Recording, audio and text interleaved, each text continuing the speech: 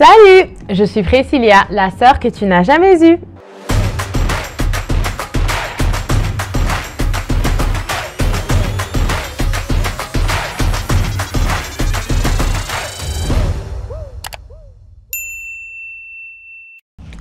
Aujourd'hui, on se retrouve pour une nouvelle vidéo et aujourd'hui, on va parler de comment organiser le mariage de ses rêves.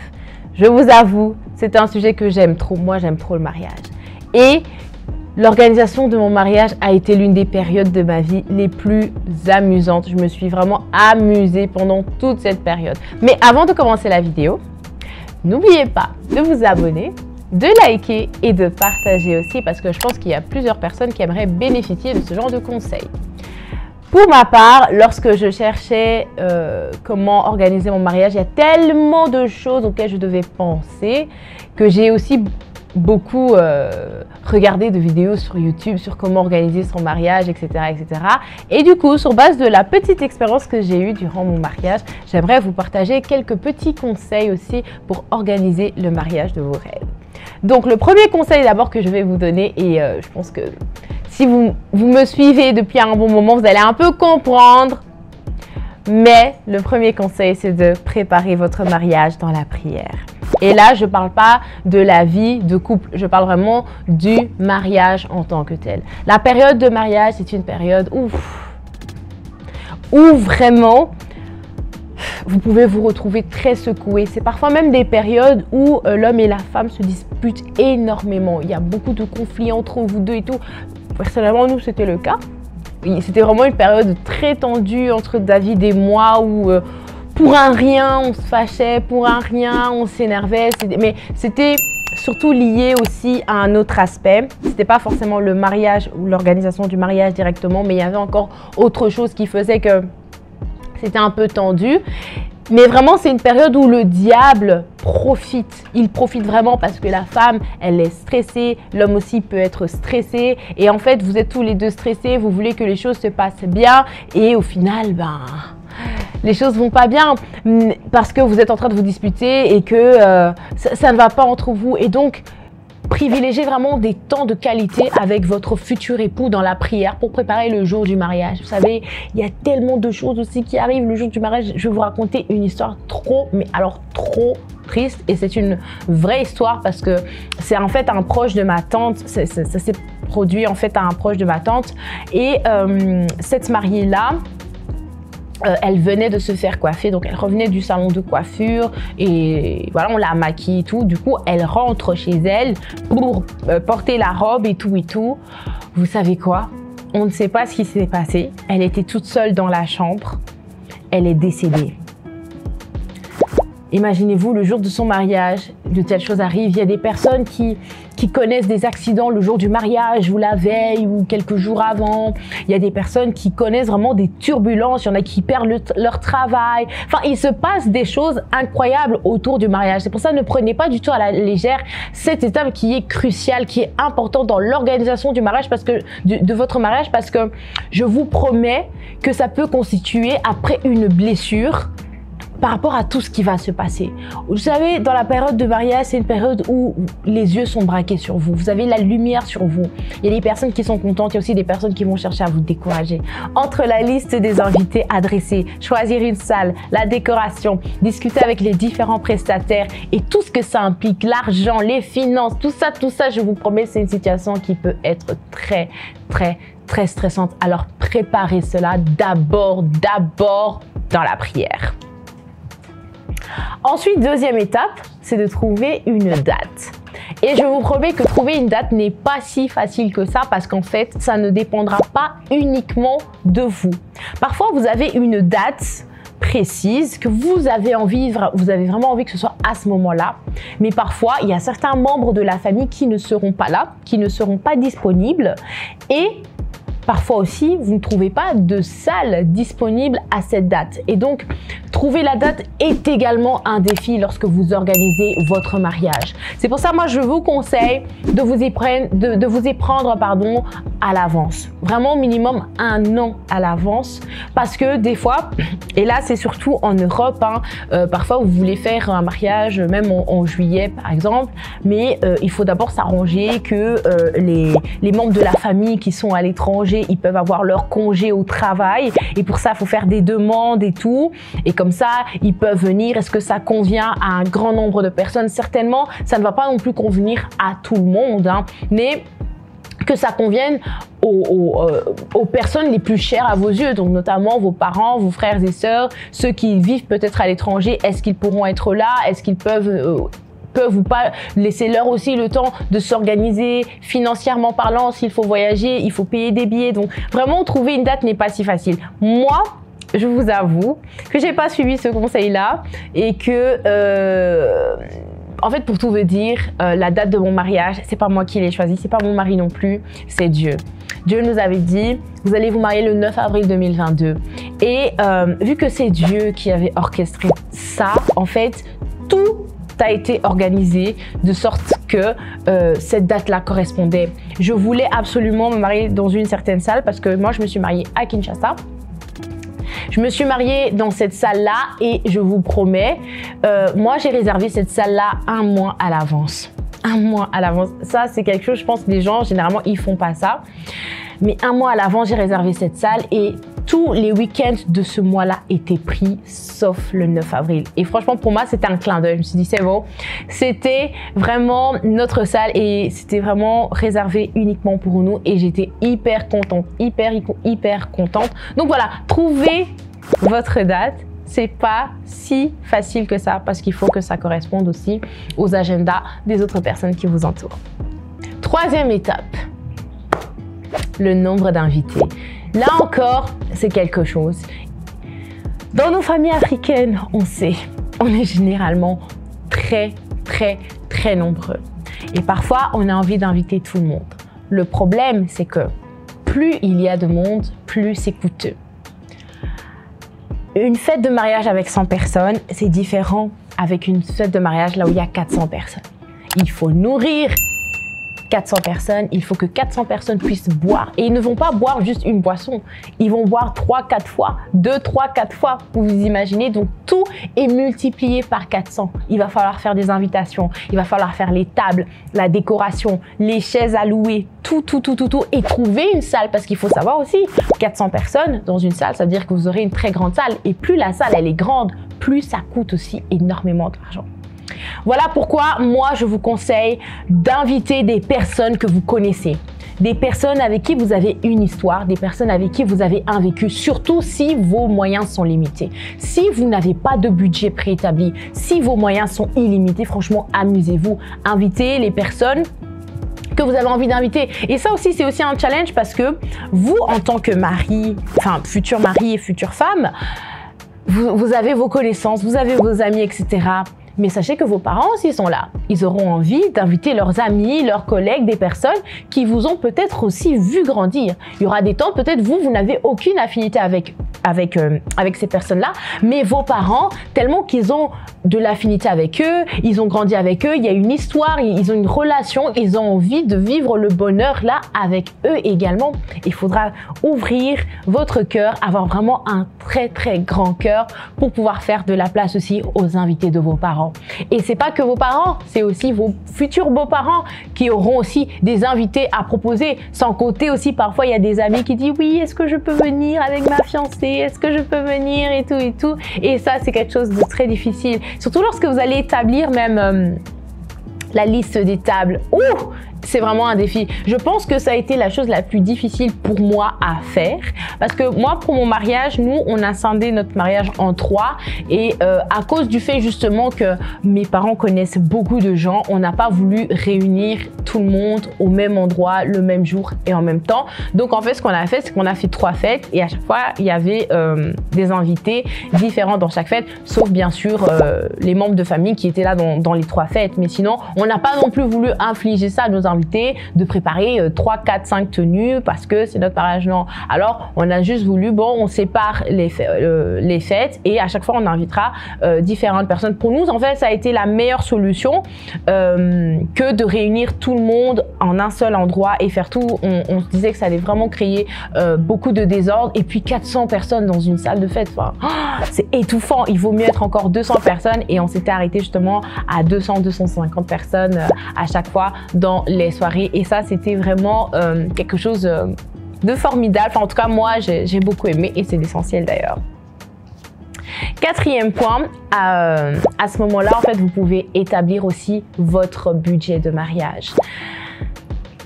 Là aussi, c'est un gros point parce que les finances pour un mariage sont astronomiques. Voilà pourquoi moi, je vais vous donner un conseil, c'est ne faites pas les choses au-delà de votre moyen, de vos moyens, pardon, parce que le jour du mariage, ça passe. Il y a une vie après. Il y a une maison à construire, à bâtir. Vous allez devoir vivre quelque part. Il va falloir payer un loyer. Il va falloir manger tous les jours. Il va falloir meubler la maison là où vous allez vivre. Il y a encore beaucoup de dépenses à satisfaire. Il vaut mieux encore investir beaucoup d'argent dans votre futur, là où vous allez vivre, que dans votre mariage. Si vous avez des moyens limités, il vaut mieux vraiment se concentrer sur l'après-mariage parce que je vous promets, le jour du mariage, ça passe très vite. D'ailleurs même, vous allez peut-être vous tuer pour vos invités, mais il y a parfois des personnes qui vont dire « Ah, le pondou, il était froid, hein. Oh, la décoration, elle n'était pas belle, hein. » On va vraiment vous critiquer. Il y a certaines personnes qui sont comme ça. Vous pouvez faire le plus beau mariage du monde. Il y aura toujours des personnes pour vous critiquer. Alors vraiment, si vos moyens sont limités, jouez sur la rationalité, soyez pragmatique, soyez réaliste, même si nous, les filles, on est « Oh oui, mais c'est pas grave de se marier dans un restaurant. C'est pas grave de se marier devant 50 personnes. » C'est pas ça l'essentiel. L'essentiel est que vous puissiez vous marier, que vous soyez heureux et que vous ayez un mariage à votre image. Ne soyez absolument pas complexé par rapport au budget de votre mariage. Parce que le plus important, c'est de faire un mariage qui est à votre image. Si vous aimez les grandes choses et que les moyens aussi vous permettent, franchement, allez-y. Faites un mariage que vous voulez avoir en fait. Il n'y a pas de jugement. Et le fait d'avoir un grand mariage, un petit mariage, franchement, c'est pas ça non plus qui définit la durabilité d'une relation. Il y a des gens qui ont eu aussi des petits mariages, qui ont aussi divorcé. Il y a des personnes qui ont eu des grands mariages et qui ont aussi divorcé. En fait, tout n'est pas dans l'organisation du mariage, mais tout est dans la préparation au mariage. Comment vous vous êtes préparé, non seulement spirituellement, mais aussi les enseignements que vous avez reçus et aussi à quel point vous allez mettre en pratique tous ces enseignements-là que vous allez reçus. Il y a plein de choses qui viennent en ligne de mire lorsque vous êtes dans le mariage et c'est pas forcément parce que oui, vous avez eu un grand mariage, donc vous allez divorcer après. Non, c'est faux parce que moi, j'ai entendu ce genre de choses. Quand il y a certaines personnes qui ont vu mon mariage, ils ont commencé à faire sortir ce genre de théorie, mais ça ne veut absolument rien dire. Cinquième point, choisissez une salle. Lorsque vous avez établi votre budget, vous savez le nombre de personnes que vous avez envie d'inviter, vous avez une date approximative aussi, commencez à chercher pour choisir une salle. Il faut savoir que je pense que la salle n'est pas le plus... Enfin, ça dépend. Ça dépend vraiment, mais la salle peut constituer entre 30 à 50% déjà de votre budget. Parce que dans certaines salles, le traiteur est compris. Dans certaines salles aussi, le traiteur n'est pas compris. Des fois, parce que dans la salle, en fait, vous aurez parfois des chaises, vous aurez les tables, vous aurez plein de services en fait qui vous sont offerts, même si c'est pas toutes les salles encore une fois, mais vraiment, il faut savoir que la salle des fêtes est vraiment ce qui prend le plus en fait dans un mariage, même si c'est pas toujours le cas dans tous les mariages. Par exemple, pour mon mariage, c'est pas vraiment vrai. Pour tout vous dire, la salle de fête, au contraire, c'était pas du tout la plus grosse dépense qu'on a eue. C'était pour mon mariage, la plus grosse dépense qu'on a eue, c'était la nourriture et la décoration. C'était vraiment ça qui nous a coûté très cher parce que là, je parle directement des prestataires. Par exemple, pour des services traiteurs, vous verrez rarement un service traiteur en dessous de 30 € par personne. C'est extrêmement rare. Extrêmement rare. Enfin, moi, j'ai jamais vu.